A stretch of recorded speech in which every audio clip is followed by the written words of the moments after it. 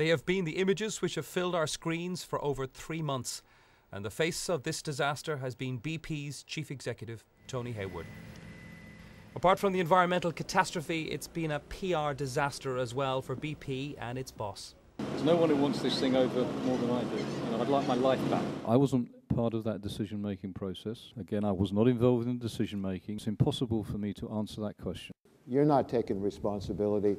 You're kicking the can down the road and acting as if you have nothing to do with this company. I think it was absolutely inevitable. We're talking here of damaged goods. We're talking here of someone who is public enemy number one in the US. I don't think there was any way around this.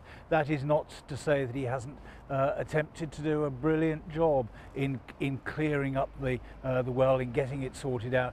The anodyne statement from BP headquarters here today said that Chief Executive Tony Hayward is still the boss. And that is of course true. But his tenure can now be measured in hours. He is currently negotiating the terms of his departure. Tomorrow there's a board meeting here to discuss new leadership. And on Tuesday, BP is set to post the biggest ever quarterly loss by a British company. America's biggest ever oil spill has also been a business nightmare for BP since April. The cost of trying to cap the burst well could cost between $5 and $10 billion.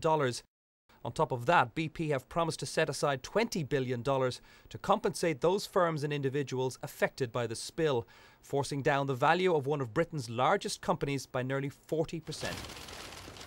And this is the man tipped to replace Tony Hayward. Bob Dudley used to run BP's operation in Russia, and crucially for a company hoping to restore its image in its main market, Bob Dudley is American. BP will hope that he will be able to draw a line under this crisis, but even a new face will not be able to repair his predecessor's image within a few short weeks. Joe Lynham, BBC News.